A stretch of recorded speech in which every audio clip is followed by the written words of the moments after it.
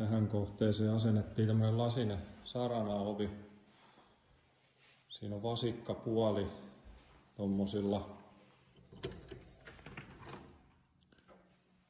painettavilla hakasilla. Saa auki tosta. Kääntyy tonne seinän viereen 180 astetta. Toinen puoli kääntyy, täällä on betonitolppa, mutta kääntyy kuitenkin tonne yli 90 astetta.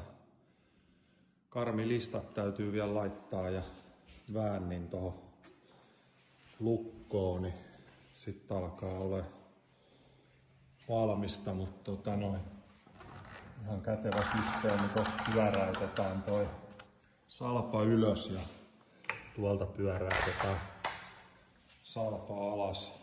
Siellä on kumitassu ja siitä ovi kiinni ja sitten tosta saa lukkoon, kun laitetaan siihen vielä toi avain ja väänni.